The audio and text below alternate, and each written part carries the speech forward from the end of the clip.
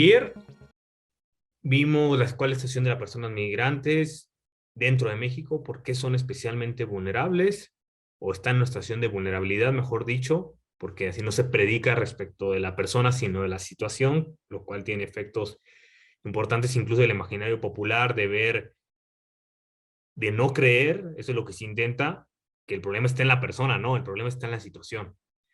También hablamos de los procedimientos de protección internacional y de los procedimientos administrativos migratorios, todo esto como contexto, y empezamos a hablar de la igualdad, este derecho tan complejo desde el punto de vista conceptual, y explicamos que la igualdad se divide en igualdad formal e igualdad material. La formal se refiere al derecho, ahí está bien esa diapositiva por el momento, gracias, esto lo estoy retomando, y la material se refiere a la igualdad sustantiva, es decir, la igualdad en los hechos, esa oportunidad para que las personas gocen de manera equitativa de los derechos que les corresponden, y eso implicaría que para quien esté en una situación desaventajada, pues se tomen medidas para ponerla, para nivelarla.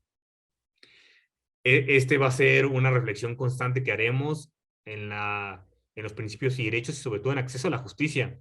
Y acceso a la justicia obviamente tiene especial relevancia para ustedes que reciben esta capacitación que forman parte de poderes judiciales. Así que ahora sí, Dulce, por favor, adelante.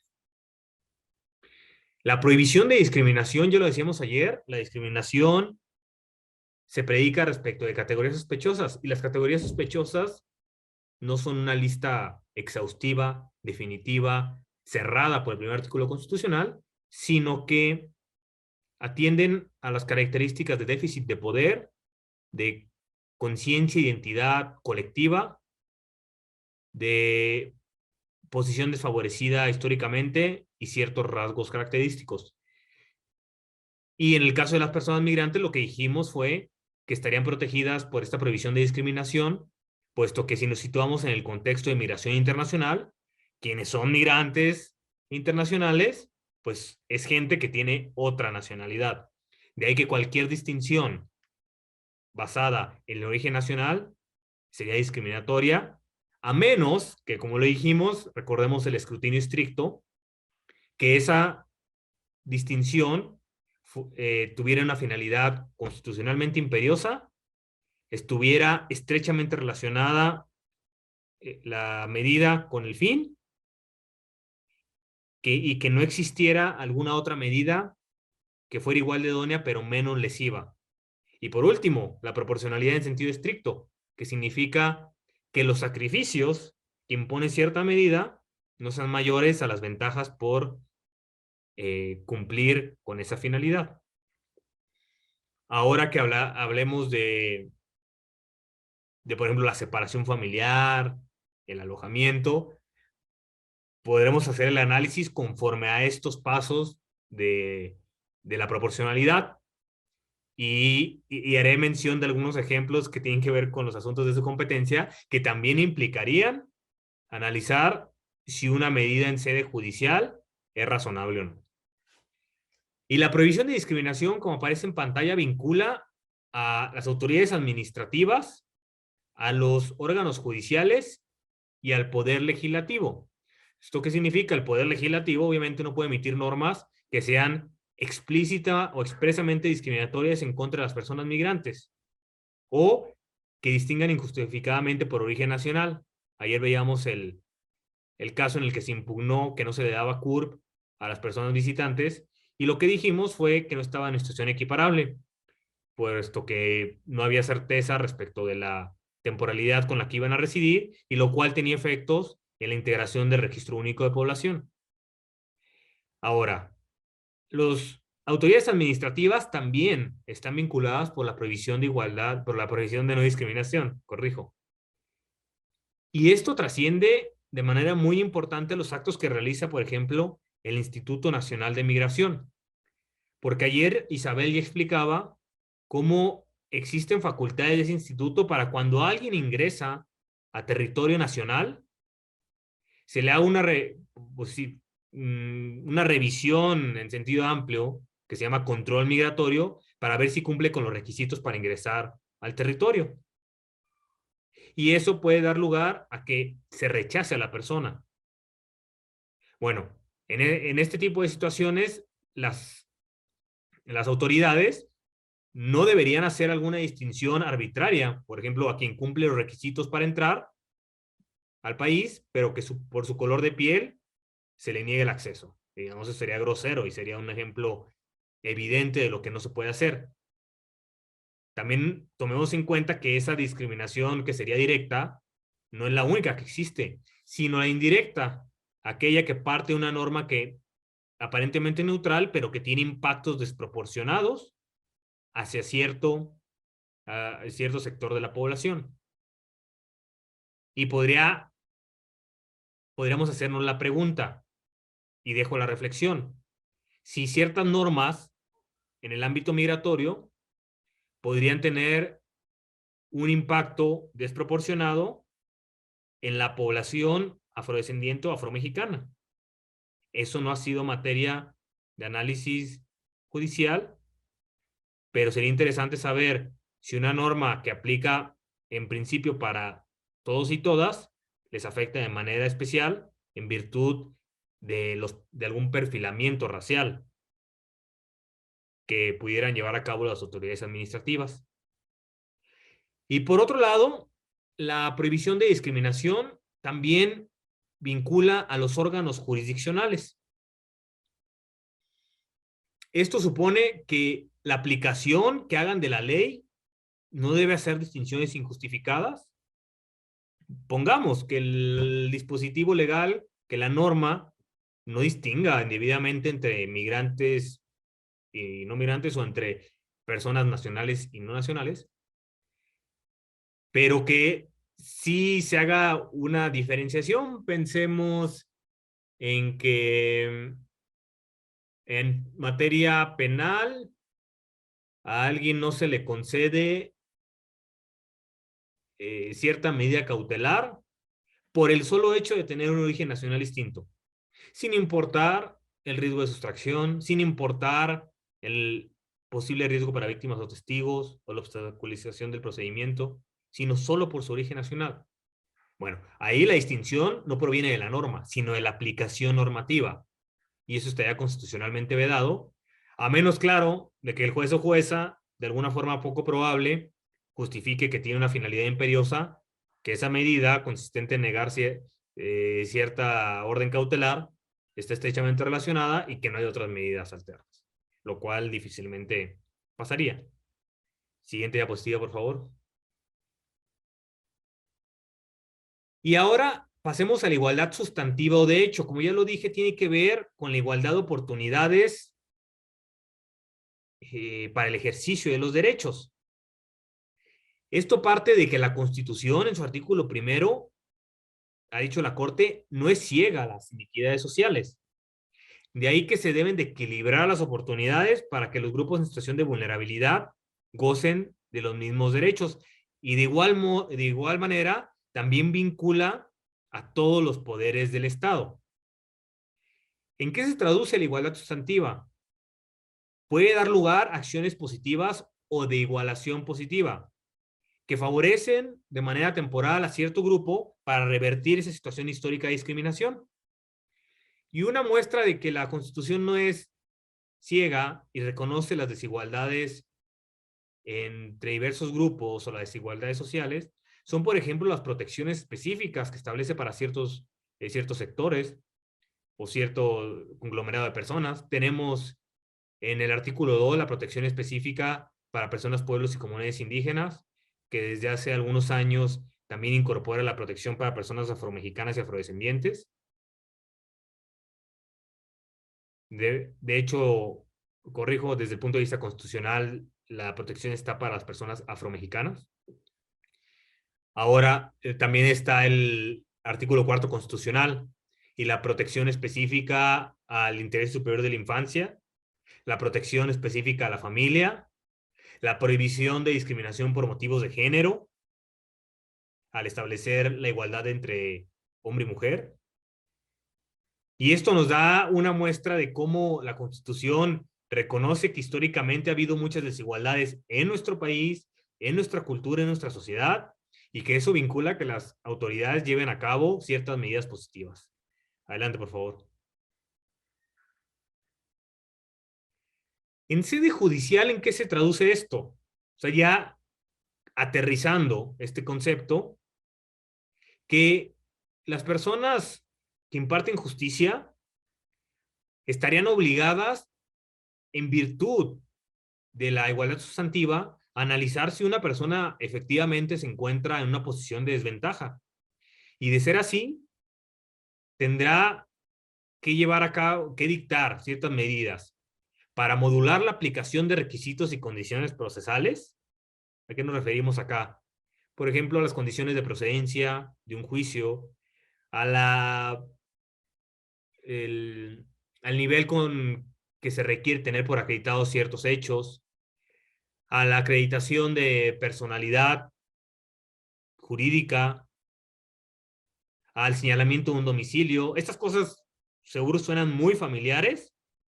¿Y qué dice la Corte? ¿O qué dice la Constitución y a través de su jurisprudencia la Corte? Que la igualdad exige que las autoridades centrales judiciales tomen medidas para solventar esas desigualdades y que en sede judicial se pueden traducir en esto. Impactan a la controversia, impactan a la tramitación del proceso. En segundo término, maximizar las garantías de debido proceso. ¿Cuáles son estas garantías? Las vamos a ver a continuación. Es, como ya muchos y muchas sabemos, la notificación del inicio del procedimiento, la oportunidad de ofrecer pruebas y deshogarlas, la oportunidad de alegar y el dictado de una resolución. Así que, ¿cómo se vincula esto con la igualdad? Que las personas juzgadoras deberán determinar si existe en la controversia un obstáculo de hecho que ha impedido a una persona migrante ofrecer pruebas debidamente o le ha impedido argumentar en relación con su causa en términos jurídicos. Eso podría ser obvio. Si las personas migrantes viajan acompañadas de pocas o de ninguna pertenencia, van a poder sustentar su caso probatoriamente. O si vienen de otro país, conocen nuestra ley. Si a veces entre estados, una persona siendo mexicana, siendo abogada, se puede confundir, puede manifestar cierto desconocimiento. Ahora pensemos en alguien que viene de otro país, cuya materia o cuya ocupación no es la jurídica. Entonces esos obstáculos hacen necesario que la persona juzgadora implemente alguna modulación o flexibilización. Pues eso es del análisis del caso concreto. Y si se estima que sí, si se estima en el caso concreto que sí se debe hacer esa flexibilización o modulación, ello estaría justificado por el artículo primero constitucional, porque el artículo primero constitucional contiene el mandato de igualdad y no discriminación. Y la igualdad, como ya lo explicamos, se refleja en la igualdad sustantiva, aparte de la igualdad formal. Y la igualdad sustantiva requiere tomar medidas positivas para igualar. Entonces, si vemos este camino argumentativo o este camino más bien jurídico de qué derecho se deriva de otro, claro que una medida de ese tipo estaría justificada. Y en tercer lugar, cierta apreciación particular respecto de los hechos al valorar las pruebas y aplicar el derecho. Esto significa, al momento de apreciar una controversia, ya se integró la causa, el expediente, el juicio, ya tenemos los elementos, ya se conformaron los elementos de prueba. Ahora, al tomar la decisión, ¿cómo estoy apreciando el conflicto? ¿Estoy incurriendo en un estereotipo que tenga que ver con personas migrantes? Debería desecharlo. ¿O no estoy tomando en cuenta la idiosincrasia cultural de la persona involucrada en el asunto? Y estoy hablando de asuntos, por ejemplo, de patria potestad, o de la comisión de un delito, o que tengan que ver con una controversia laboral. Sí, esos asuntos que son competencia de la judicatura local. Así que hay que tomar en cuenta esa situación de vulnerabilidad y ver cómo impacta en la apreciación de los hechos con el fin de que una supuesta aplicación uniforme o igualitaria del derecho no sea perjudicial y no termine siendo discriminatoria, porque el mandato de igualdad también exige reconocer las diferencias cuando perjudiquen a una persona. Es lo que se le ha llamado el dilema de la diferencia. ¿Y en qué consiste? ¿Por qué dilema? Porque por un lado, todas las personas me merecemos el mismo tratamiento y por otro lado, cuando haya una desigualdad estructural, social, sí se debe tener en cuenta para tomar las medidas necesarias. Y esto, como pueden ver, se refleja en la función judicial, puesto que ya hemos mencionado que trata sobre determinaciones al inicio del proceso, durante el proceso, es decir, las formalidades esenciales, o al dictar la resolución. Y todo ello estaría fundamentado si se tomara una medida en el artículo primero constitucional conforme a esta lógica que he explicado. Adelante, por favor. Hablemos del segundo derecho importante para personas migrantes y sujetas de protección internacional.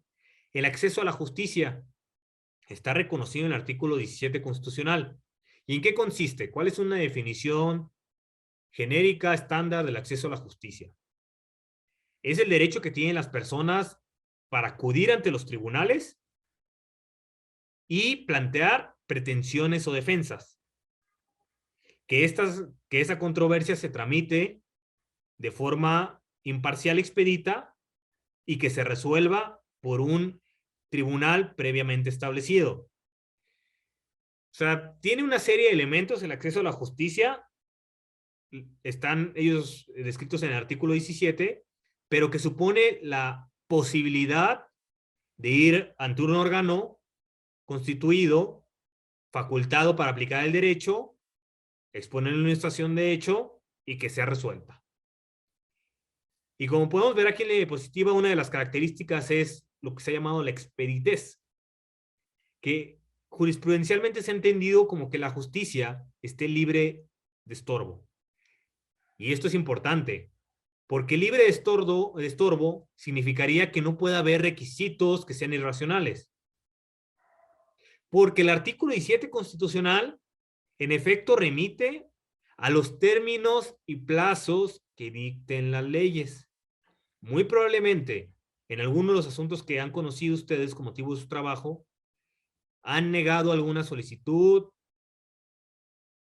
por considerar que, pues bueno, si bien se fundamenta o pretende fundamentarse en el artículo 17 constitucional, no tiene cabida en la legislación. O la legislación dice una cosa contrariamente distinta respecto de cómo se debe tramitar o resolver. Así que es común referir que la justicia debe de tramitarse conforme a los términos y plazos legales. Pero ojo, lo que se ha establecido jurisprudencialmente es que esos requisitos no pueden ser arbitrarios, no pueden carecer de razonabilidad. ¿Y cómo se decide si un requisito o si una regla aplicable a una controversia es razonable o no? Tomando en cuenta la situación jurídica que subyace. Porque si una va al origen de la controversia, va a poder analizar y entender cuáles son los derechos en juego. Y con base en ello, aplicar el derecho de tal manera que no vulnere justo esa situación por la que uno pretende acudir. Pensemos. Tratándose de personas migrantes, ¿cuál es la situación jurídica de la que derivan las controversias? Una relación de subordinación, porque tenemos autoridad administrativa que ejerce sus facultades previstas desde la Constitución y que por su poder coercitivo va con una persona y en su caso trata de imponer alguna determinación. Ahí no está en una circunstancia de igualdad como lo pudiera ser la realización de un contrato en materia civil, un contrato de arrendamiento, o el conflicto suscitado entre dos personas igual particulares y que pudiera dar lugar a la comisión de un delito. Ahí, digamos, la inequidad puede ser material, pero en plano jurídico no hay propiamente una situación de supersubordinación, sino es una situación entre dos particulares. Así que hay que tener en cuenta, para efectos de establecer la expeditez, si existe esa expeditez o de procurarla, cuál es el vínculo jurídico que subyace. Y además, tercer elemento del acceso a la justicia, deben de respetarse las formalidades esenciales del proceso. Eso supone que el inicio del procedimiento sea notificado, que efectivamente se permita ofrecer y desahogar pruebas, alegar y resolver la controversia. Y en algunas materias, como lo vamos a ver, recurrir o poder impugnar la determinación dictada. Es decir, no se queda en que se dirima, sino en que otro órgano superior lo pueda revisar. Y una característica más del acceso a la justicia es que se ejecute la decisión. Esto puede comprender la etapa prejudicial respecto del acceso que se tiene a los tribunales, la etapa propiamente judicial, a partir de que hay una acción, y la etapa postjudicial o la etapa de ejecución o de cumplimiento de las resoluciones. Las características o los ejes rectores del acceso a la justicia aplican para cualquiera de las etapas. Adelante, por favor. Y aquí están las ideas que ya he mencionado.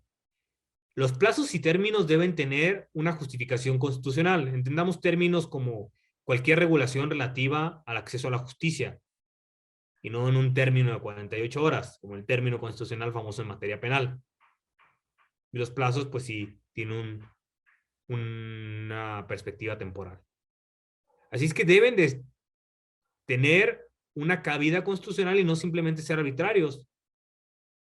Y en el caso de las personas migrantes, tomar en cuenta que ya de por sí se encuentran en situación de vulnerabilidad y cómo la aplicación de una norma les puede afectar para su acceso a la justicia. Y de esa manera se evita que sean requisitos, dice la Corte, impeditivos u obstaculizadores. Porque, ojo, si los requisitos para el trámite de resolución de una controversia son tan exigentes o tienen una rigidez tan importante, pues ni siquiera será posible que se dicte una resolución, que se conozca el asunto. Y en eso considera acceso a la justicia, no en que te den razón, como luego se llega a alegar por algunas personas. No, en planteo mi controversia, esta se tramita de manera conforme a derecho, de manera imparcial, y se resuelve con base en derecho. Si se cumple eso, habrá acceso a la justicia. Pero ojo, entonces con los requisitos, estamos negando por anticipado de manera irracional el acceso a la justicia, aplicando a rajatabla un requisito que debería ser modulado o flexibilizado. Esta es una pregunta que, con motivo de los asuntos en primera, segunda instancia, las personas que integran el Poder Judicial se deben de hacer. Y, por último, debe ser efectivo para resolver las controversias planteadas. ¿Esto qué quiere decir? Que puede que se tramite una controversia, pero que se obstaculice el análisis de fondo del asunto por tal o cual motivo. Cuando en realidad de lo que se trata es que se ponga una solución a ese problema de hecho y de derecho que llevó a las partes. Puede ser a través de vía contenciosa, es decir, mediante el dictado de una resolución, o el mismo orden normativo derivado de la Constitución prevé otros mecanismos distintos al dictado de una sentencia, como lo puede ser la justicia restaurativa. Sin embargo, lo que caracteriza es que la justicia debe ser efectiva para resolver las controversias. Y aquí toma especial relevancia la reforma de hace algunos años, de 2017, por la cual se dispuso que siempre, seguro que lo han invocado ante ustedes en algún juicio o procedimiento, que siempre que no se afecte la igualdad de partes, el debido proceso u otros derechos, se deberá privilegiar la solución del conflicto sobre cualquier formalismo procedimental. Y esto es una pauta constitucional verdaderamente importante porque nos invita a alejarnos del formalismo jurídico, es decir, de la aplicación de la norma sin atender a su finalidad. Nos invita a hacer interpretación racional que establezca supuestos de analogía, si así fuera, de mayoría de razón, que interprete de manera sistemática, y todo ello para resolver la controversia. Obviamente que el límite de estas facultades, incluso que se pueden considerar como obligaciones, es la justificación de las decisiones. Y que eso lo podemos encontrar en otro artículo constitucional. La obligación de fundar y motivar las resoluciones.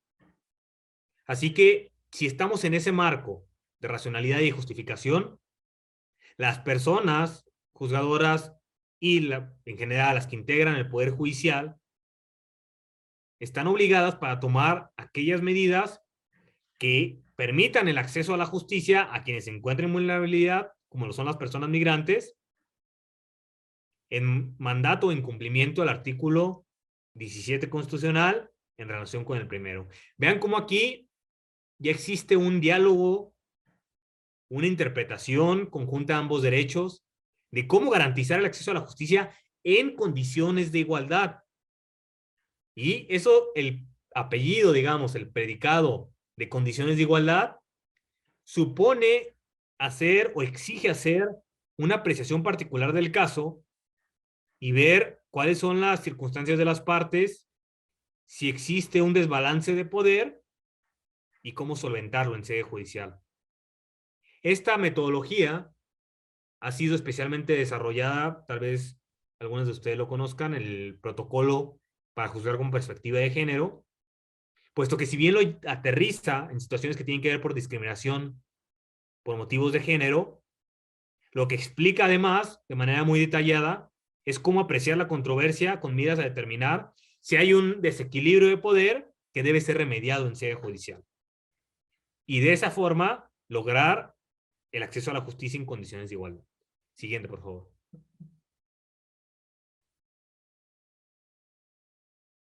El recurso efectivo.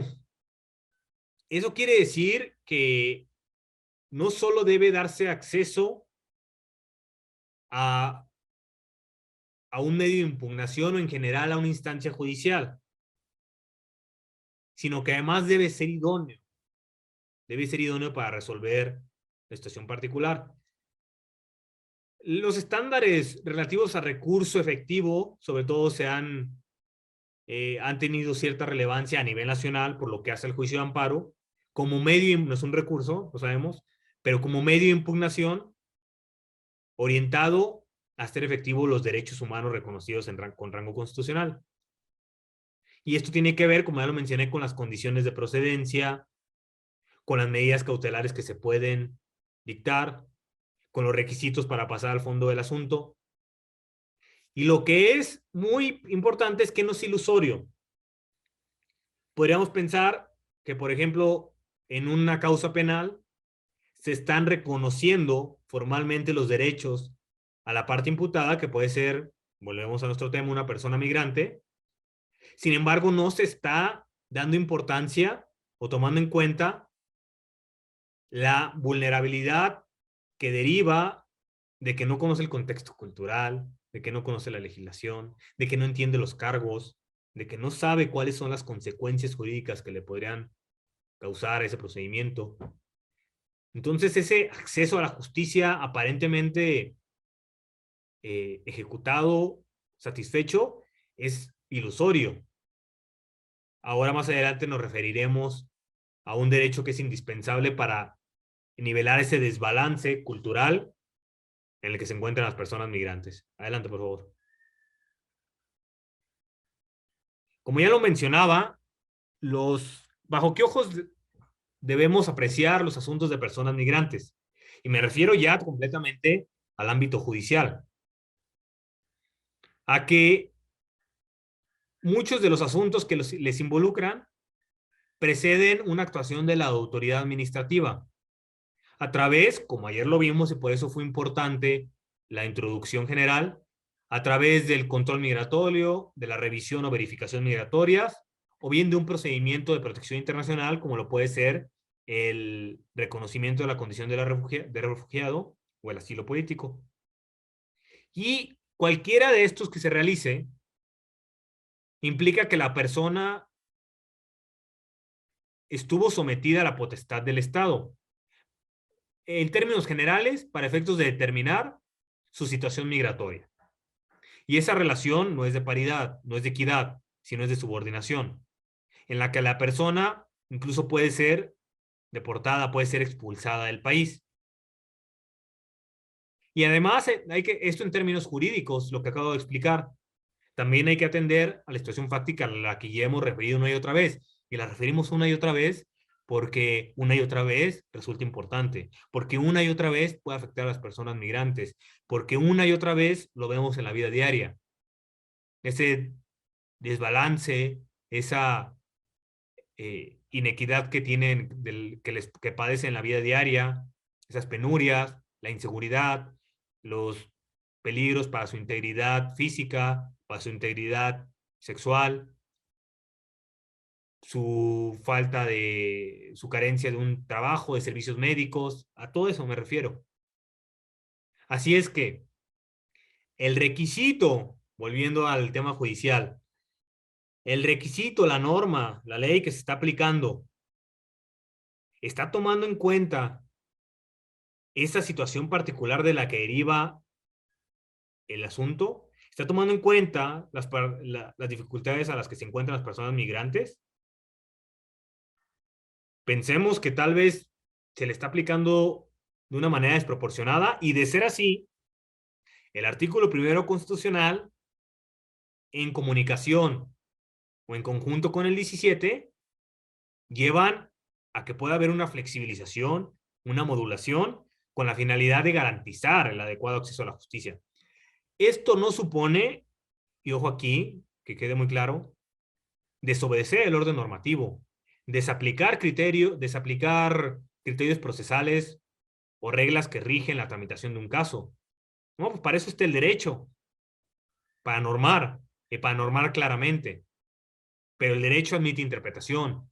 Y cuando se haga entre los límites que imponen los artículos 17 y 1 constitucional, estará justificado. Además de que ello se verá respaldado por la exigencia de fundamentación y motivación aplicable a toda la ley, aplicable a todo el ejercicio de la actividad pública. Adelante, por favor.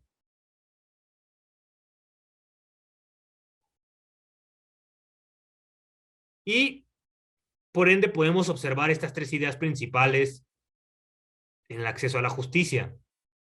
Ponderar las circunstancias particulares de la persona en contexto de movilidad. Pensemos, por ejemplo, en una medida cautelar en materia penal. Materia penal, para el dictado de una medida cautelar, pues de especial relevancia, en algunos casos, la acreditación de un domicilio.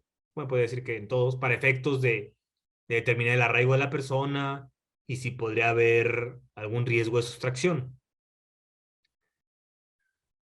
Y la pregunta aquí sería, la apreciación que se hace de esa circunstancia, como lo es el domicilio, en el caso de una persona migrante, ¿debería ser uniforme? ¿O más bien debe partir de reconocer la situación particular ante la que se encuentran y las dificultades y el hecho que se puede decir que es una máxima de experiencia por relativo a que es muy complicado que una persona migrante tenga un domicilio fijo conocido? Ahora, esto se va a utilizar en su perjuicio de la persona migrante debido a esa situación de vulnerabilidad. Va a dar lugar a que por sí sola se tenga acreditado el riesgo de sustracción. Parecería una doble inequidad. Parecería que se le está castigando por su situación de movilidad. Haría parecer que se le está imponiendo una sanción por las carencias que tiene. Esto obviamente que obedece a cada caso concreto. no hay un pronunciamiento general en términos de cómo se debe apreciar el riesgo de sustracción tratándose de personas migrantes. Sin embargo, ¿qué es lo que hemos estudiado hasta ahora? Que respecto de la aplicación de normas relativas a plazos y términos, sí se debe tomar en cuenta la situación particular de la persona, sobre todo cuando se trate de personas migrantes y sujetas de protección internacional. Y como dice la segunda idea de la diapositiva, esto dará como resultado tener un análisis racional de los requisitos procesables. Y en última instancia eso nos lleva a ver si tienen una validez constitucional. Por ejemplo, podría ocurrir que existe una instancia administrativa que se debería agotar previo a acudir a la sede judicial. Sin embargo, puede ocurrir que esa instancia administrativa exija mucho más requisitos que para acudir ante un juez o jueza. Así que ese sería un supuesto, y sobre esto ese criterio, el sentido de que la persona puede ir directamente hacia la autoridad judicial, puesto que de lo contrario sería un factor que tiende a dilatar la justicia e imponer cargas innecesarias. Este es solo una muestra de cómo ha sido el análisis jurisprudencial de cuando los requisitos, cuando las normas procedimentales tienen una finalidad constitucionalmente válida. Adelante, por favor. Y aquí entramos un poquito más. ¿Qué ha dicho la Corte respecto del principio de igualdad en diálogo o en conjunto con el derecho de acceso a la justicia? Lo ha interpretado en asuntos que tienen que ver con personas con discapacidad, con personas, pueblos y comunidades indígenas, con situaciones de violencia de género, en asuntos de personas adultas mayores, en casos de niños, niñas y adolescentes. ¿Y qué ha dicho respecto de todos estos casos? Que, por ejemplo, tratándose de personas con discapacidad, se tienen que hacer ajustes al procedimiento para que el entorno se adecue a lo que necesita la persona, porque la discapacidad surge cuando hay una barrera en el entorno. Entonces, se remueve la barrera del entorno, la barrera del entorno judicial, para hacer efectivo el acceso a la justicia.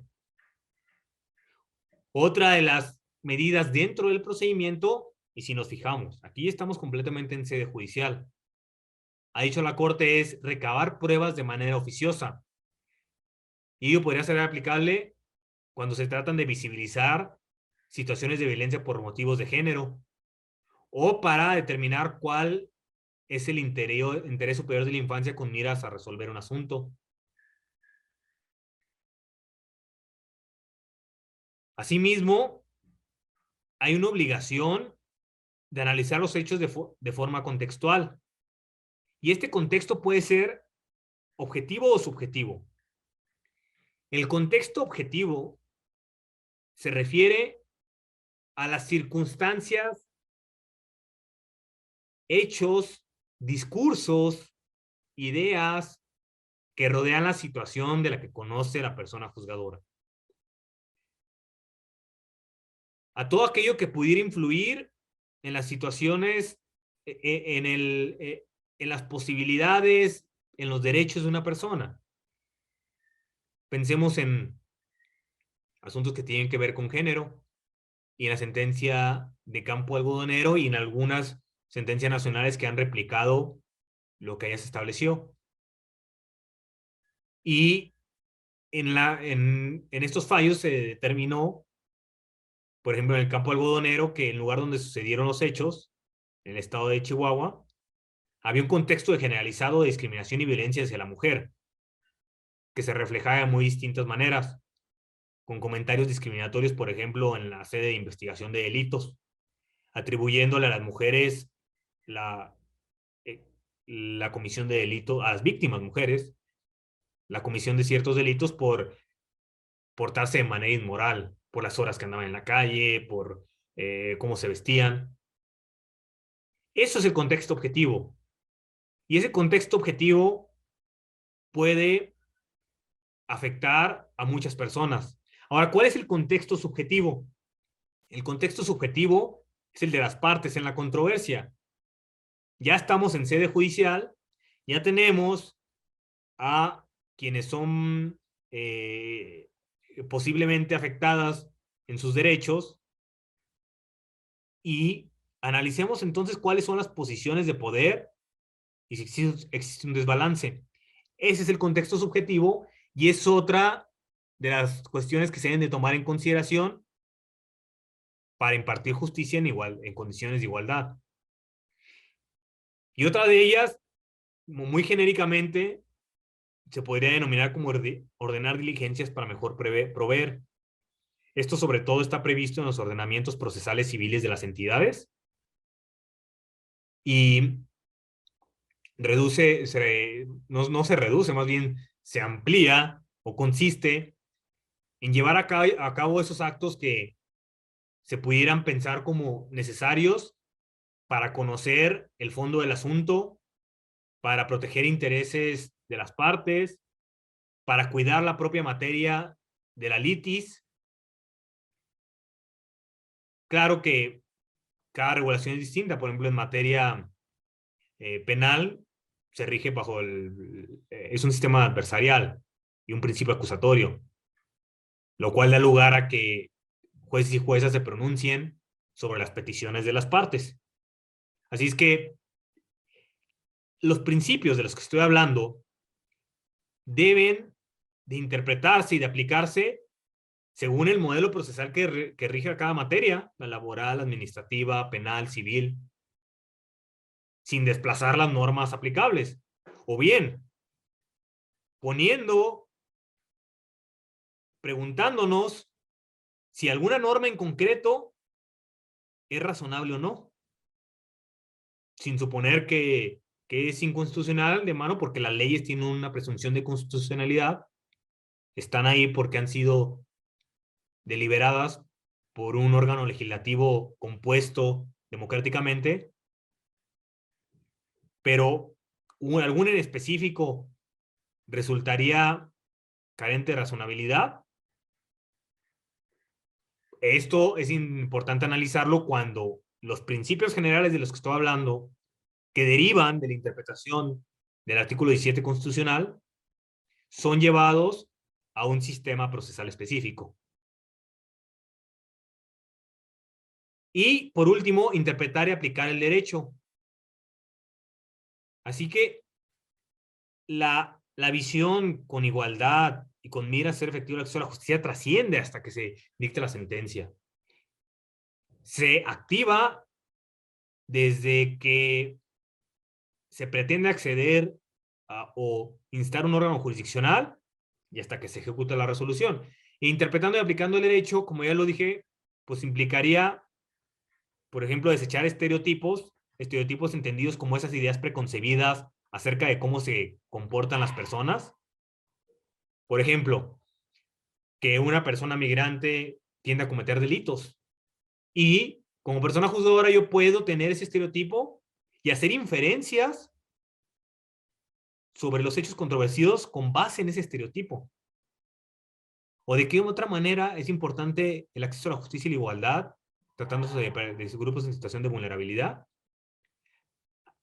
Respecto de las reparaciones, respecto de las medidas que se toman en la resolución.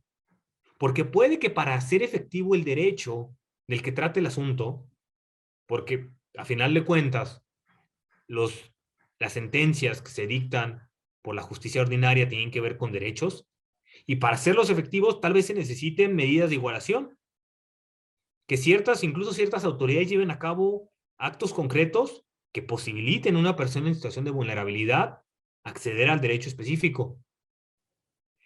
Pues vean cómo hemos ido poco a poco desgranando, desmenuzando, haciendo derivaciones del derecho a la igualdad y del derecho a acceso a la justicia, y cómo nos habilitan en sede judicial para tomar medidas que sean idóneas para el caso concreto.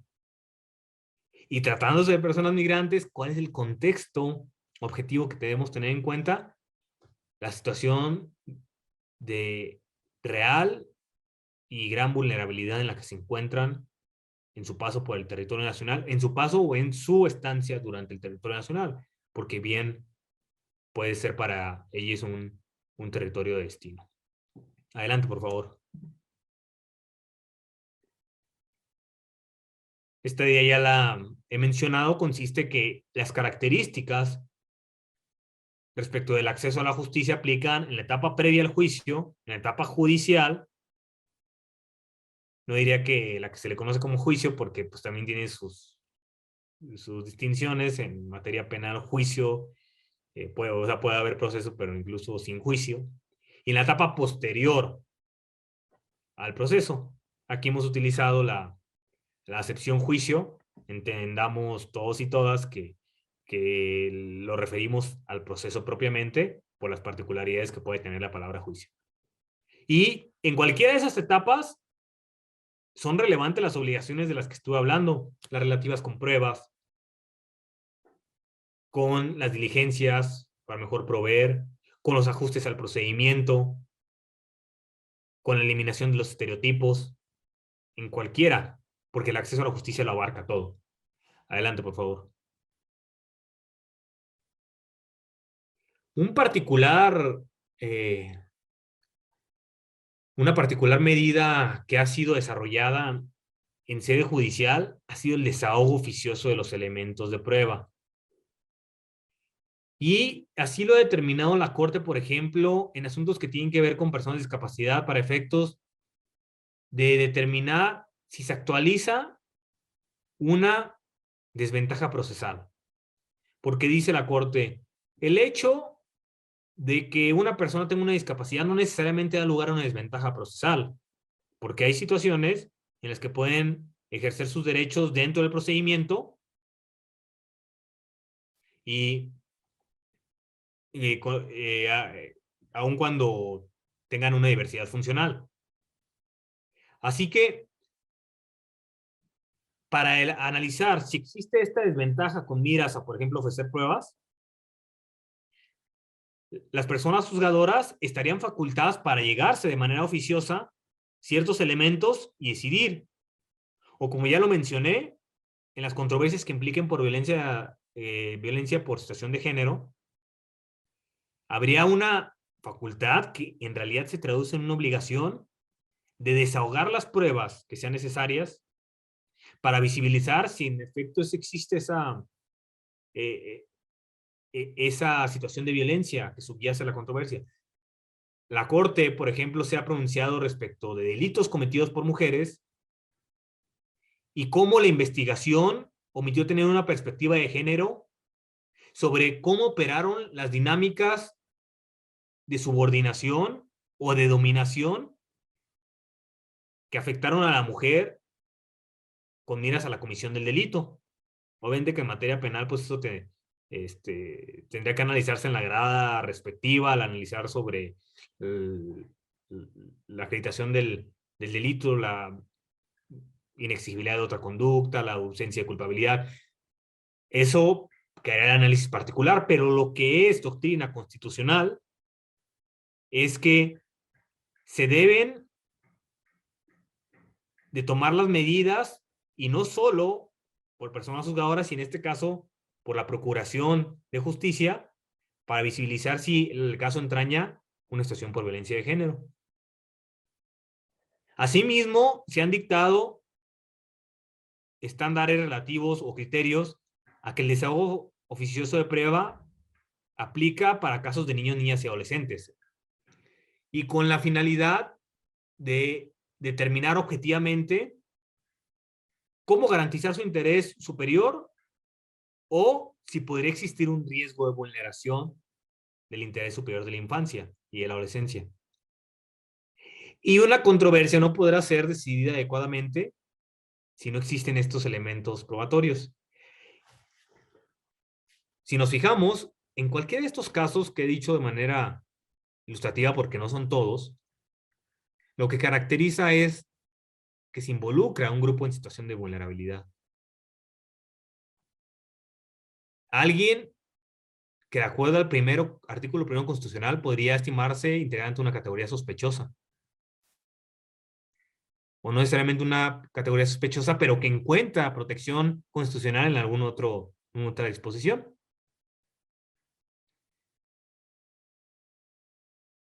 Y retomo lo que habíamos explicado sobre categorías sospechosas y que no es una lista cerrada o exhaustiva. Debido a que las personas migrantes comparten estas características que las ubicarían como históricamente desfavorecidas, como una situación de poder disminuida, con identidad colectiva y con rasgos particulares, estos criterios relativos a las medidas en sede judicial y de manera específica al desahogo oficioso de elementos de prueba, podría estimarse aplicable para las personas migrantes o para aquellas que en virtud de su origen étnico o nacional estén en una situación adversa, de acuerdo al contexto objetivo, que ya también expliqué. Entonces vemos cómo las derivaciones del principio de igualdad y el acceso a la justicia habilitan a jueces y juezas a tomar determinaciones para el caso concreto, incluso que así de específico, que lleguen a la determinación de que se deben desahogar pruebas de manera oficiosa. Pero ojo, ¿de qué depende ello? No es como un cheque en blanco. Depende de la acreditación de la situación de vulnerabilidad. Porque si una situación de vulnerabilidad no trasciende a la controversia judicial, esa medida no sería idónea. Recordemos, también ya dijimos, que las medidas que se tomen en vista de la igualdad deben ser idóneas para satisfacer un fin. De ahí que un requisito para dictar alguna de estas medidas, que como ya lo dijimos, puede tener que ver con pruebas, con la apreciación de requisitos para la procedencia de medidas cautelares o de presupuestos procesales o de la oportunidad de formular alegatos, la apreciación del asunto en cuanto al fondo. Pues esto depende más bien de que en el caso concreto se tenga por existente una situación de vulnerabilidad que trascienda el proceso.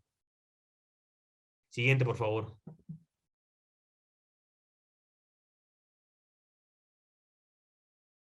Y aquí tenemos una síntesis de lo que hasta ahora hemos explicado, cómo el derecho a la igualdad se tiene que entender en conjunto, o cómo impacta más bien el derecho a la justicia, y que, tratándose de asuntos de personas migrantes, es de suma relevancia, porque permite tomar medidas positivas que llevan a ajustes al procedimiento y a apreciar con una mirada distinta cómo son regulados los procedimientos judiciales, con miras a determinar si los requisitos que imponen son razonables. Razonables en función del caso concreto. Esta es la lectura que me interesa bastante que podamos dejar clara, porque les habilitará jurídicamente. Esto no es retórica vacía, sino hemos ido explicando cómo se hila todo esto jurídicamente. En el protocolo pueden encontrar los precedentes, que es muy importante para la citación que hagan, para fundamentación, y podría culminar, o debería en algunos casos, en medidas concretas dentro de un procedimiento para hacer realidad ese mandato de igualdad. Adelante, por favor. Pasemos a otro derecho, que también, como podrán ver, es un derecho que se predica o que tiene cualquier persona, pero que tiene o que adquiere características específicas tratándose de personas migrantes. Y son las formalidades esenciales del procedimiento. O, mejor dicho, el debido proceso integrado por las formalidades esenciales. Que como ya dijimos, tiene que ver con la notificación del inicio del procedimiento y sus consecuencias, la oportunidad de ofrecer y desahogar las pruebas, la oportunidad de alegar y el dictado de una resolución. Esa es como la fórmula estándar del debido proceso. Veamos cómo ahora trasciende al ámbito administrativo y al ámbito judicial. Es decir, el debido proceso debe ser así entendido y aplicado tal cual, con base en estas 4 ideas, con base en estas 4 oportunidades. estas 4 garantías? Pues no. Veremos las diferencias. Adelante, por favor. Para ello hay que entender que el debido proceso, antes de entrar en lo que ocurre pues, físicamente con migrantes, que el debido proceso se puede entender desde 2 vertientes. ¿Pueden mostrar el esquema completo, por favor? Ahí está. Por un lado, cuando una persona es sujeta pasiva, es decir, se le insta algún tipo de procedimiento administrativo o proceso judicial con miras a privarla de un derecho. Y como aquí lo vemos en la diapositiva, el resultado sería la emisión de un acto privativo en su contra. Y en esos casos, las formalidades iniciales del procedimiento pues tienen una especial configuración, puesto que alcanzan, como veremos, el derecho a recurrir la resolución, o por ejemplo en materia penal, el derecho a la defensa, que es una garantía de debido proceso imperdonable. O también el debido proceso se puede analizar cuando alguien acude ante una autoridad judicial en igualdad de circunstancias que la contraparte, es decir, como particulares. Yo vengo y demando a tal persona porque no me pagó un pagaré. Vengo y la demando porque no me ha pagado vacaciones. Vengo y ejerzo una acción porque quiero que pierda la patria potestad. Bueno, en esas circunstancias, el debido proceso supone que se igualen las oportunidades. Este concepto de igualdad procesal tiene mucha relevancia cuando las partes están en igualdad de condiciones. Ello no sucede cuando el Estado es la contraparte. Volvemos a lo que dijimos de la naturaleza del vínculo jurídico, lo que puede suceder en materia penal, de manera evidente, o en materia migratoria. Y aquí, si se fijan, empiezan a tomar sentido, pues todo lo que explicamos ayer, en la parte introductoria, respecto de cuál es la situación en la que viven las personas, cuál es la situación actual de la migración en México, y cómo se ejercen las facultades migratorias reconocidas desde la Constitución. Así que lo relativo a personas migrantes sujetas de protección internacional lo ubicaremos dentro de la primera faceta, la que tienen a la izquierda de su pantalla, perdón, que trata sobre el ciudadano o la persona como sujeto pasivo, perdón, como posiblemente privada de algún derecho. Y eso da características especiales al contenido de este derecho constitucional y a cuáles se pasan a ser las formalidades esenciales. Adelante, por favor. Veamos cuáles son las garantías de debido proceso en el procedimiento administrativo migratorio, porque ni siquiera estaríamos hablando de un proceso judicial. Esas garantías de debido proceso implican en primer término que debe ser llevado a cabo la acción respectiva o el procedimiento por la autoridad competente. Porque se debe hacer notar que no cualquier persona que pertenezca al Instituto Nacional de Migración puede ir y realizar una verificación, una revisión. Eso está explicado en el protocolo. Para quien les interese lo pueden consultar, el protocolo de actuación publicado por la Corte en el que se basa esta capacitación. Y, perdón, es que acá me diciendo un problema de audio, pero ya lo verifiqué, parece que podría ser de quien escucha. Y en este caso, hay que tener muy en cuenta si esa facultad, si esa autoridad administrativa en realidad tenía facultad. Muchas veces se ha denunciado, por ejemplo, que personal de instituciones policiales de seguridad pública, de seguridad preventiva, bajo el pretexto de que se pudo haber cometido una infracción administrativa, en realidad lo que están haciendo es dar lugar a una revisión migratoria, a hacer preguntas sobre la situación migratoria de la persona para lo cual, pues en principio no habría facultades, a menos que ello se relacionara de una forma que no se me ocurre ahora con la posible comisión de un delito.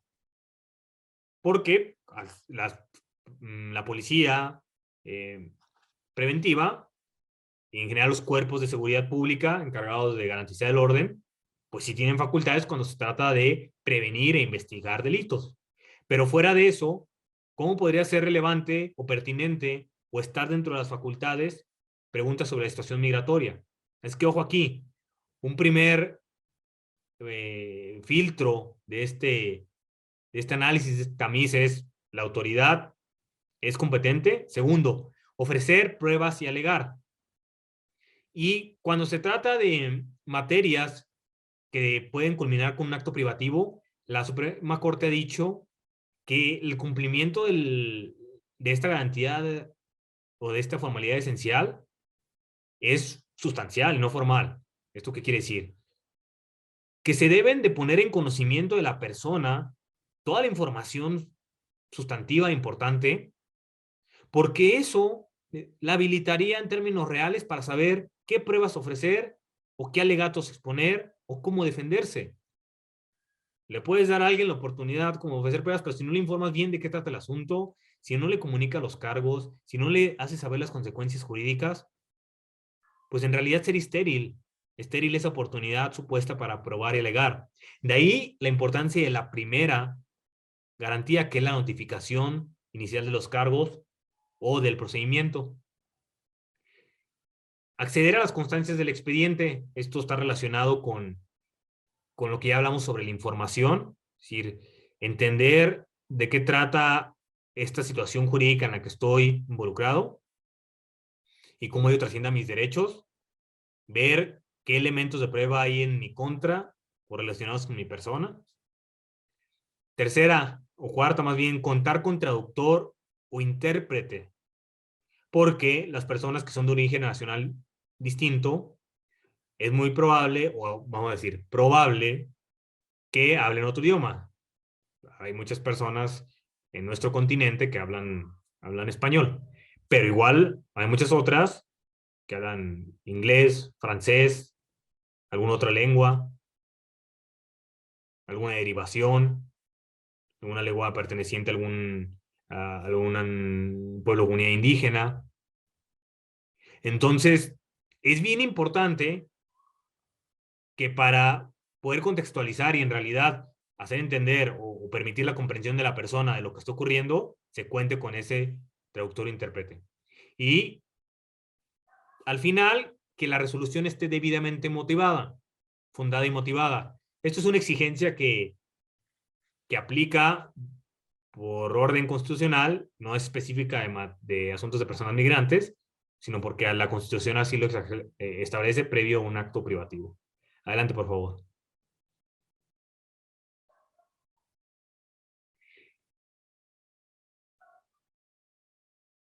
¿Cómo lo ha entendido la Corte Interamericana de Derechos Humanos? De manera similar, pero vamos a enfatizar algunas cosas. Que ese procedimiento debe tener carácter individual, no debe ser discriminatorio, o sea, carácter individual en oposición a vamos a decidir por 10 casos. Parecería ilógico, parece un contrasentido. Eso es lo que está prohibido. Hay que tomar en cuenta la situación individual de la persona. Y no debe haber una aplicación normativa discriminatoria. Todo lo de discriminación ya lo explicamos, que puede ser directa o indirecta. Ojo aquí. Ahora, ¿cuáles son las garantías mínimas? La comunicación de los cargos que podrían llevar a la expulsión o deportación. Estas garantías son aplicables para cualquier procedimiento que pueda tener esa consecuencia. Además, se debe tener derecho a una revisión, y una revisión que debe ser por autoridad judicial. Y, en tercer lugar, perdón, debe sustentarse en una decisión fundamentada conforme a la ley y debidamente notificada. ¿Por qué? Esto es importante, además del obvio que puede ser que las decisiones se justifiquen.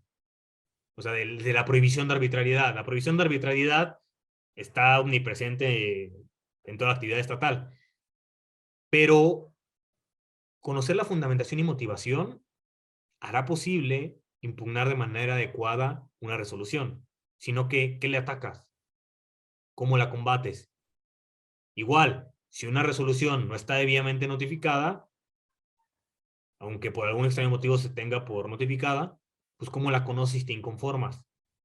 Pues primero es necesario conocerla. Así es que estos requisitos no son una obviedad, sino son relevantes en tanto permiten la adecuada impugnación o interposición de un recurso. Adelante, por favor.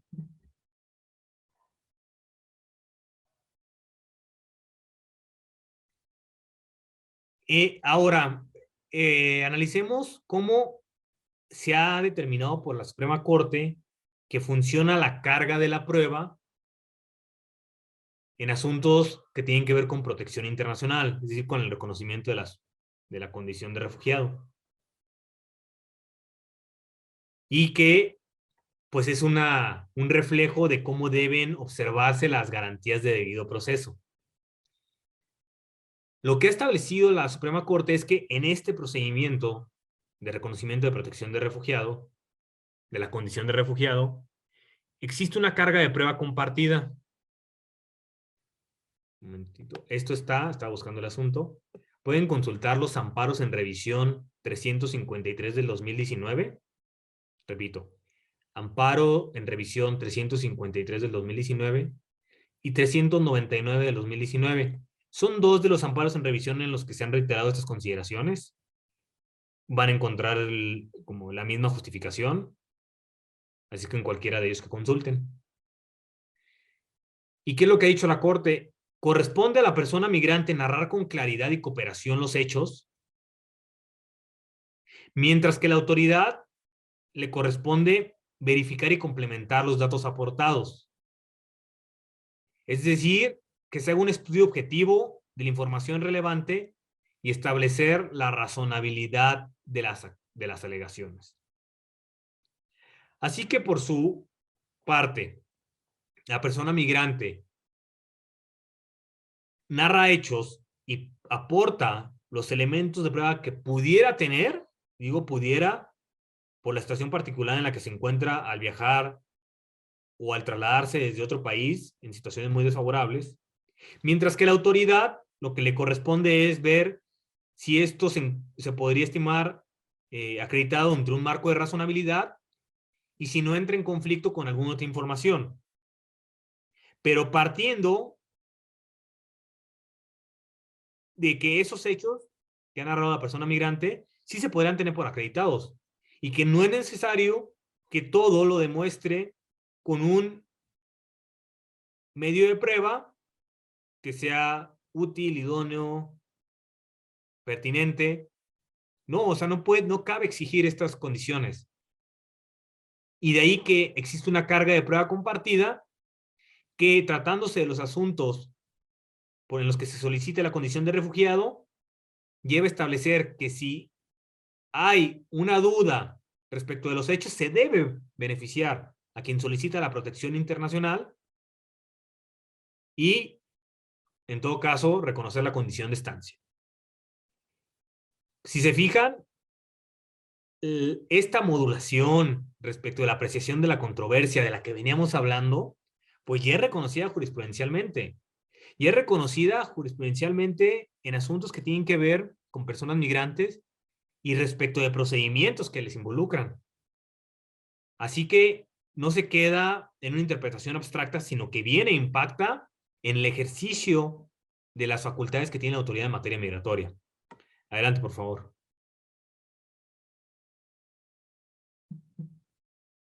En la diapositiva, adelante, por favor.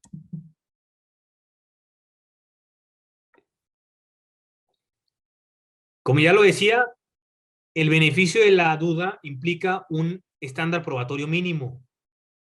No se puede exigir más. ¿Qué podemos tener por contraste? A quien sí se le exige todo es a las fiscalías cuando quieren acreditar que alguien tiene responsabilidad penal. Lo deben de acreditar más allá de toda duda razonable. Acá es un contraste. El estándar probatorio es mínimo, por ejemplo, cuando no se ha presentado la solicitud de reconocimiento en el plazo establecido en ley, la Ley de Refugiados y Protección Complementaria, que es 30 días, y esta imposibilidad para demostrar, no, pero esta imposibilidad por la cual no se presentó la solicitud requiere ese estándar probatorio mínimo y no se puede exigir más. Porque dice la Corte, ojo, aquí hay que tener en cuenta que el motivo del procedimiento es humanitario, es dar protección a la persona. Y por otro lado hay que reconocer la situación de vulnerabilidad. Así que ese estándar probatorio se satisface cuando los hechos manifestados por el solicitante y las pruebas son coherentes con el contexto de su propia situación. Estamos hablando de coherencia, no estamos hablando de plena demostración, sino de coherencia. Y todo esto es una consecuencia de lo que hemos dicho sobre la situación en la que se encuentran estas personas. Adelante, por favor.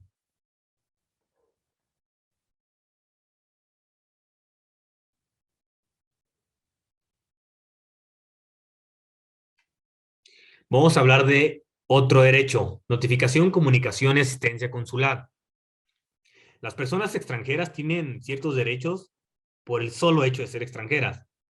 Y aquí nos vamos a referir a uno bien importante, tanto en sede administrativa, migratoria, como en penal.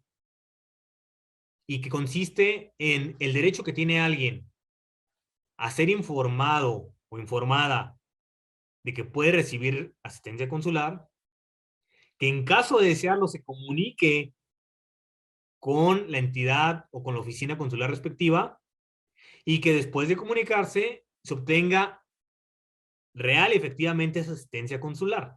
Entonces, si fijan, son varios pasos. Ahorita los vamos a analizar. Adelante, por favor. Esa ayuda consular que se da por las oficinas de representación de los países en el Estado mexicano, en este caso, tiene un carácter humanitario. ¿En qué consiste ese carácter humanitario? En satisfacer las necesidades básicas de la persona de extranjera y en ponerle en contacto, por ejemplo, con sus familiares o personas cercanas. También tiene una finalidad de protección, porque la presencia del personal consular evita o disuade al menos la comisión de abusos que atenten contra la dignidad de la persona extranjera. Y tiene una función técnico-jurídica que evita la indefensión legal, puesto que esta asesoría o esta asistencia consular incluye la explicación del procedimiento ante el cual se encuentra involucrada una persona y sus consecuencias jurídicas. De modo que se elimina el desconocimiento de la ley y una persona migrante no queda en estado de indefensión. Adelante, por favor. ¿Cuáles son los derechos específicos? Como ya lo adelantaba, ser informada inmediatamente del derecho a comunicarse con la representación consular. En primero, hazme saber que tengo ese derecho. Y ese es un derecho en sí mismo, saber de mi derecho. Segunda, elegir si desea ser contactada con no con el consulado. Porque como ya lo hemos visto, ayer lo explicamos detalladamente, puede que la persona no esté buscando la protección de su estado, no la quiera, que esté huyendo de su estado, porque tiene fundados temores de persecución o porque en ese territorio su vida, integridad o libertad corre riesgo. Entonces, la persona es quien tiene derecho a decidir si quiere esa asistencia consular o no. Tercera, si decide que sí, depende de su voluntad, se debe realizar esa notificación. Y esa notificación debe realizarse por cualquier medio con la oficina consular para que sea efectiva y para que llegue. ¿Y cuál es una consecuencia de esto? Que se garantice la comunicación, visita y contacto entre la persona extranjera y el consulado. No basta que, así como llamar a la oficina, no me contestaron, pues ya cumplí con mi obligación de notificar. No, es que se logre la comunicación y que una vez que la entidad o la oficina consular esté en conocimiento, brinde de manera efectiva esa asistencia. Adelante, por favor. Pasamos atrás antes de empezar contrato digno. Ahí. Quiero hacer especial referencia a la relevancia que esto puede tener en materia penal, puesto que aquí nos acompañan personas que se dedican a ese ámbito, a esa rama del derecho. Y su cumplimiento es relevante en tanto nivela el desconocimiento que tiene una persona de todo de lo que sucede alrededor. Y la notificación consular prevista en el artículo 36 de la Convención de Viena sobre relaciones consulares parte de que en un estado se han decidido democráticamente cuáles leyes se deben aplicar. Y dentro de esas leyes está cuáles conductas son consideradas delitos. Entonces es normal que a una persona que forma parte de ese estado, que ha participado en este procedimiento democrático de decisión, de establecimiento de leyes y de castigo de conductas, pues le sean aplicadas. Ahora, ¿qué hace el derecho de notificación consular? Supone un intermedio, una forma de comunicar esta facultad que tiene el Estado de imponer de aplicar sus leyes derivadas democráticamente con alguien que no estuvo ahí para esa decisión, que por su carácter de extranjería ni participó en esa deliberación democrática y está ajena al contexto. Así que el derecho a asistencia y comunicación consular de información sobre esta asistencia, de notificación y de comunicación y de la asistencia propiamente, no pueden ser equiparadas a tener a alguien como defensa. Tampoco pueden ser equiparadas a una simple traducción. Eso lo pueden llevar a hacer otras personas. Es superar esas brechas de la idiosincrasia cultural para que todo lo que ocurre adquiera contexto en el entendimiento de la persona migrante y sepa cuáles podrían ser las consecuencias y se defienda. Pueden consultar el amparo directo en revisión 517 del 2011, muy conocido, al menos mediáticamente, puesto que implicó la liberación de una persona extranjera hace ya varios años. Y a quienes se dedican a la materia penal encontrarán las pautas principales del desarrollo de este derecho. Adelante, por favor. Respecto del trato digno, la dignidad, hay que señalarlo, va más allá de un precepto moral. El artículo primero constitucional, regresando a la prohibición de la discriminación, prohíbe cualquier discriminación que pueda tener como efecto vulnerar la dignidad humana. Y para entender mejor en qué se traduce la dignidad, podemos decir primero que cualquier persona la tiene.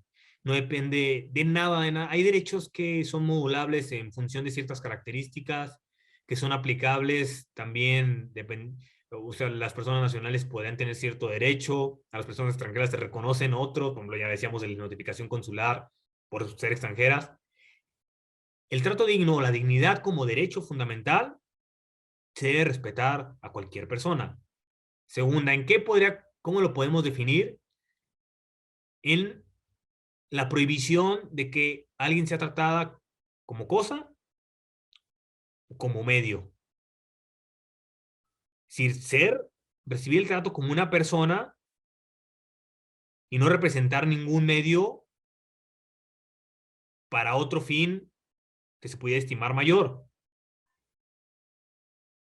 De ahí que asumir que la persona tiene dignidad es suponer que tiene individualidad, que tiene autonomía, que tiene libertad, que tiene determinación.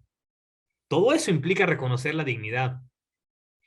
Y las afectaciones a estas potencias podrían terminar en una vulneración de la dignidad. Y de manera como mucho más sencilla se puede decir que la dignidad implica que las personas no pueden ser humilladas, porque la humillación da lugar o parte de cosificar a una persona, de darle el tratamiento de una cosa, de no reconocerle su posición de igualdad. Adelante, por favor.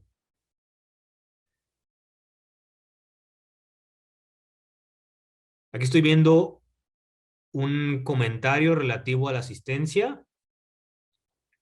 Ojo, lo quiero decir ahorita que muchas personas estamos presentes.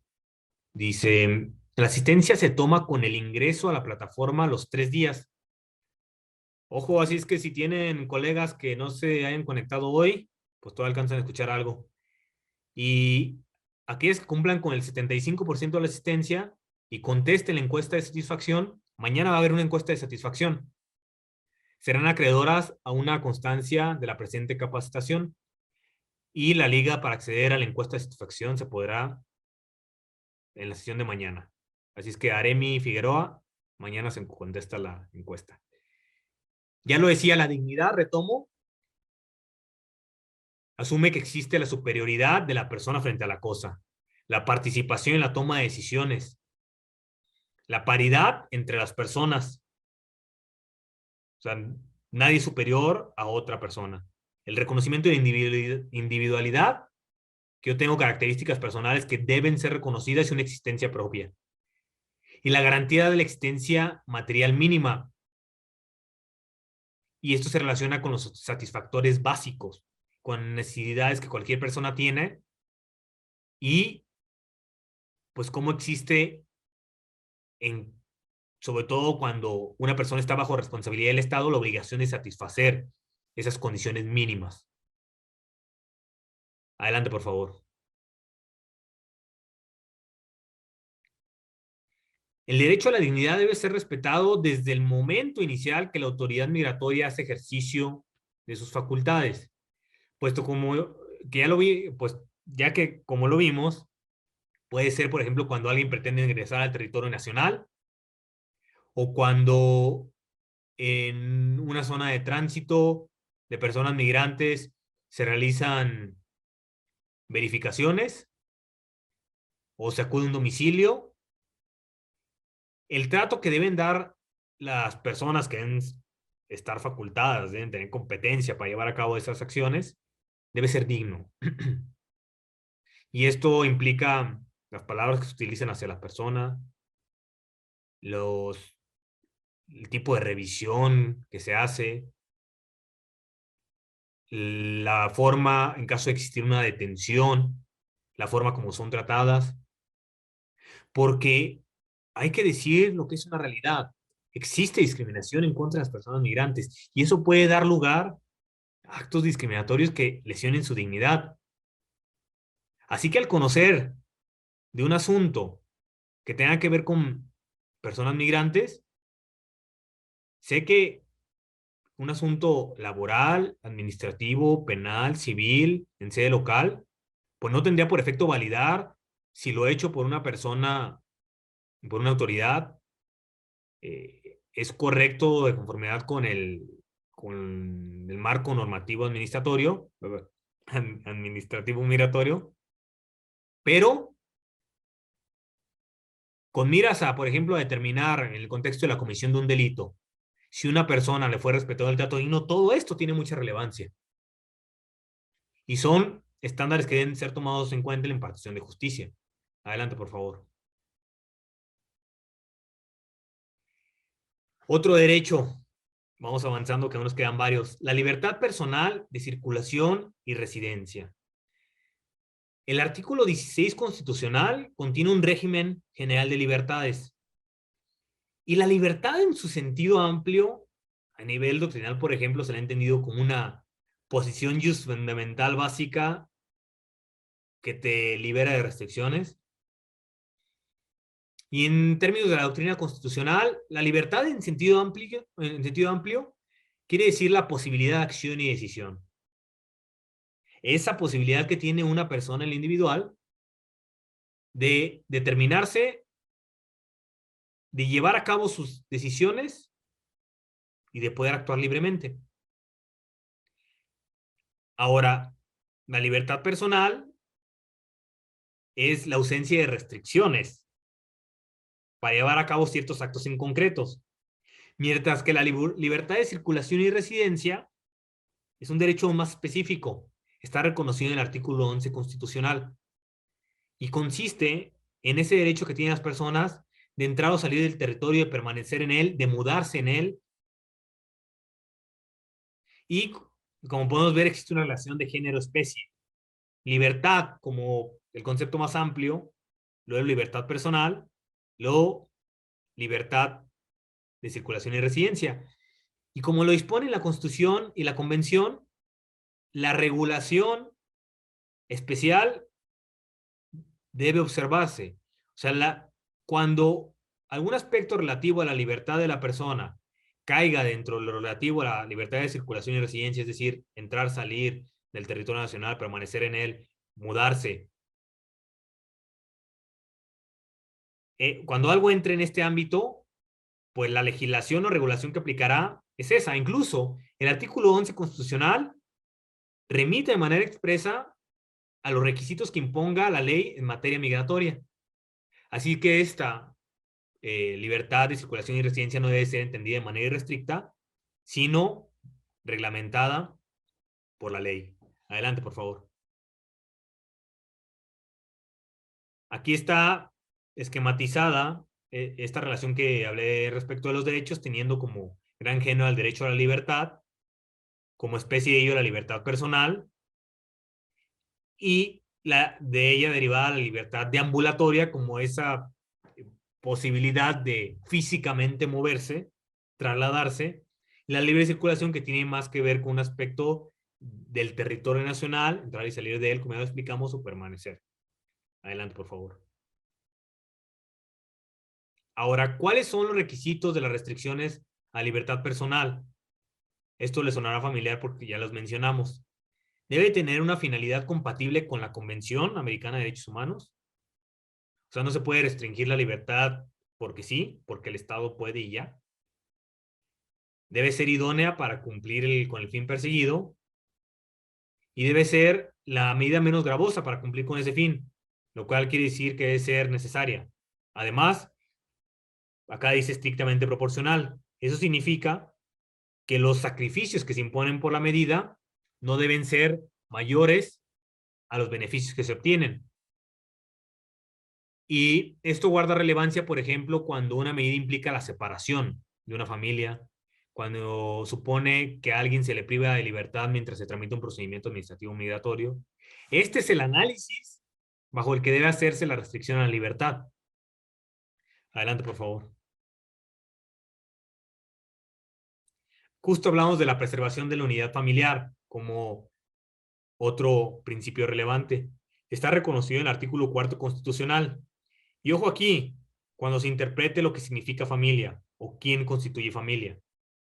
La familia debe entenderse en un sentido amplio. Está superada aquella imagen, aquella concepción que entendía la familia como conformada por papá, mamá, hijo, hija, o sea, biparental, por hombre y mujer que tenía descendencia. No. La familia, actualmente, lo ha dicho la Corte, se basa en lazos afectivos, de apoyo, de solidaridad. Es una realidad social, no es un criterio formal.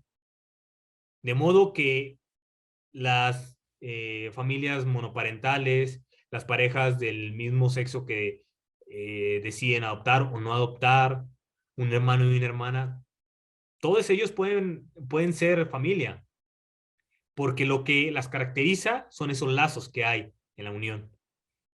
Así que entender esto es importante para poder poner en contexto qué es lo que se protege, porque si hablamos de preservación de la familia, bueno, ¿y qué estamos protegiendo? Esta familia en sentido amplio. Adelante, por favor. Adelante. Ahí está. En la movilidad internacional, uno de los principios consiste en que la preservación de la unidad familiar no puede justificar la privación de la libertad de la familia entera. Así como, bueno, el derecho dice que hay que mantener unida a la familia, pues entonces alojamos a toda la familia para que estén juntos. No. Es la obligación de determinar si existen medidas alternativas a la privación de libertad. De este modo, el imperativo de no privación de libertad debe extenderse a los progenitores, porque tratándose de niños, niñas y adolescentes hay una prohibición, ya lo veremos más adelante, de alojamiento hay una prohibición de detención migratoria y cuando una familia se encuentra junta, la solución sería entonces buscar una medida alternativa a la detención. Ya que lo he explicado, le voy a pedir a Dulce que regrese la diapositiva porque me pareció sumamente elocuente lo que aparecía con la imagen. Tenemos a familia, tenemos una reja y una reja que desaparece. Bueno, así es como debería funcionar el principio de preservación de la unidad familiar tratándose de la detención migratoria. Creo que lo ilustra muy bien. Adelante, por favor. Este principio diverso se llama incentivo a la regularidad migratoria. Deriva de la Convención Internacional sobre la Protección de los Derechos de todos los trabajadores migrantes y sus familiares, el artículo 69. ¿Y en qué consiste? Es un principio orientado preliminarmente hacia el ámbito político-administrativo y relativo a que los estados deben tomar medidas para que no persista la situación irregular de las personas migrantes. Porque se parte de que existe una responsabilidad compartida entre los países, de que hay soberanía de cada estado y además que las migraciones representan beneficios o ventajas. Así que surge un deber de las autoridades y de los estados de no dejar a las personas en situación migratoria irregular, de no asumir una postura indiferente respecto de quien se encuentra en situación, porque como ya lo vimos ayer y como lo hemos repetido, la migración irregular trae muchas consecuencias negativas. Adelante, por favor. De este modo, una de las obligaciones concretas que derivan del principio de regularidad migratoria es que existe una evaluación individual con criterios transparentes y claros. Que esa determinación sobre la libertad, sobre la situación migratoria, se basa en criterios objetivos. Que no se califique un caso como bien se califica otro. Que se atienda a la situación de la persona, ver si hay un riesgo, ver cuál fue el motivo por el que salió de su lugar de residencia, ver cuáles son los documentos que tiene, ver por qué no tiene algún otro que le he requerido. Y esto, la regularidad migratoria, que es lo que se debe alcanzar en la medida de lo posible, no siempre es posible, es una condición indispensable para lograr la plena inserción de la persona migrante a la sociedad. Porque si no se tiene esa situación migratoria regular, se va a permanecer en la clandestinidad, se va a negar muy probablemente los servicios de salud, va a haber dificultades para ver empleo, para que se consiga el empleo, y ello para satisfacer las necesidades básicas. Igual se va a restringir la educación. Y en muchas de estas restricciones podría haber motivos discriminatorios. Y la regularidad migratoria, al menos es un paso adicional. No elimina la presencia de estereotipos, pero sí al menos formalmente que las personas puedan gozar libremente de la residencia en el país y de los derechos que yo trae aparejado. Adelante, por favor. El beneficio de la duda es otro de los principios relevantes, ya casi acabamos. Va a ser este y otro principio.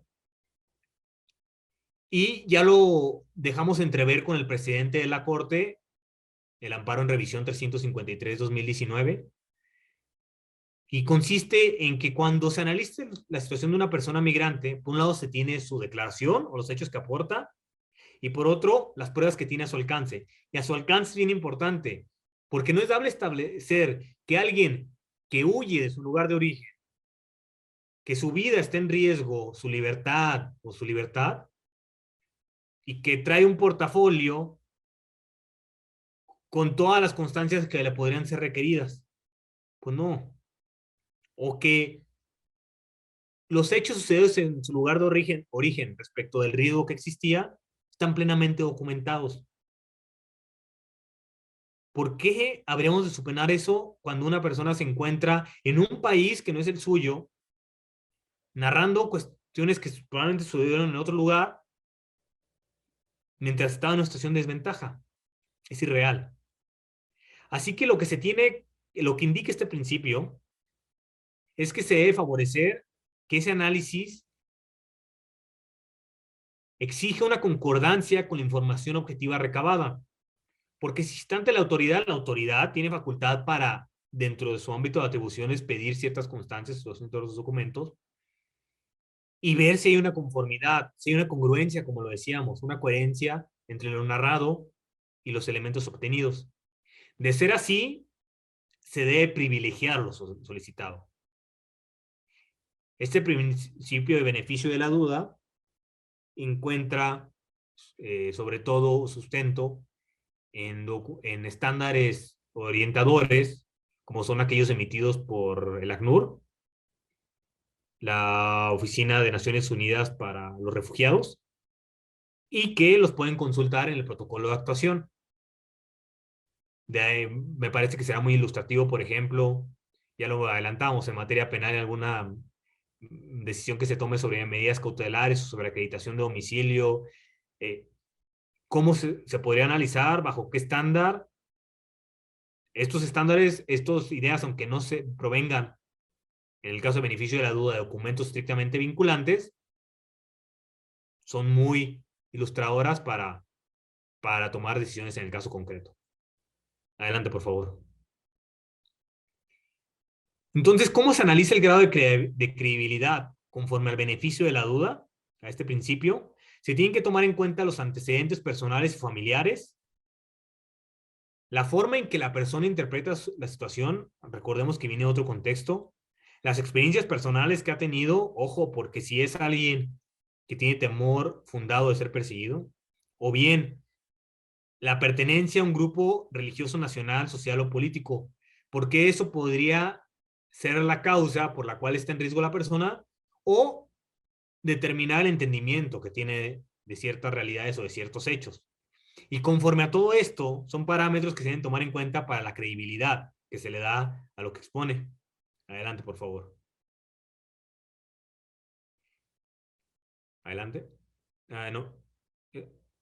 Entonces, oficiosamente existiría, esto se relaciona con la obligación oficiosa que tendrían las autoridades judiciales de recabar prueba cuando ello sea necesario si la persona está en una desventaja procesal. Así que, por un lado, la persona migrante proporciona los hechos, los cuales se pueden ver complementados con las pruebas que de manera oficiosa recabe la autoridad. Adelante, por favor. Y por último, veremos el principio de no devolución. Este principio es la piedra angular, se le llama, de la protección internacional. Y consiste en no enviar, no devolver a una persona a un territorio en general donde su vida, libertad o integridad corra riesgo. De ahí que, si bien las potestades, las facultades del Estado están reglamentadas en ley y en ley se puede establecer cuáles son los motivos de deportación, esa deportación, esa expulsión no se puede ejecutar si no está garantizado que la persona va a llegar a un lugar seguro, a un lugar donde se garantice su vida, su libertad, su integridad, y que puede ser que la persona vaya a seguir un procedimiento en ese lugar, un procedimiento administrativo, judicial, pero que sea con las debidas garantías. Entonces, es deber del Estado que pretende enviar a otra persona, enviar a una persona a otro territorio, asegurarse de que no existirá algún riesgo para vida, integridad, seguridad, libertad. ¿Y cuál es una de las obligaciones que deriva de esto? Entrevistar a la persona. ¿Cómo vamos a saber si existe ese riesgo si no hay ese contacto? Es necesario entrevistarla para saber cuál es su circunstancia y determinar si existe de manera indiciaria un riesgo. Esto supone una evaluación preliminar del caso para saber qué es lo que pasaría en caso de expulsión. Y ese riesgo debe ser real. O sea, no se debería exigir una acreditación fehaciente, por los motivos que ya dijimos, pero sí debe ser real y objetivo. De ser así, no se podrá enviar a la persona a otro territorio. Adelante, por favor. Así que esto tiene mucha relevancia, por ejemplo, cuando se haga el control migratorio, ya que el rechazo de la persona sin atender al posible riesgo, pues daría lugar en determinados casos a una infracción al principio de no devolución. De ahí que se exige esta evaluación inicial, la orientación adecuada sobre cuáles son los derechos que le corresponden y la referencia a las autoridades competentes, porque puede que esta evaluación inicial dé lugar a conocer que la persona busca protección internacional y se le deberá remitir. Adelante, por favor. Hasta aquí vamos a dejar la exposición hoy. Suprema Corte, el poder de la justicia.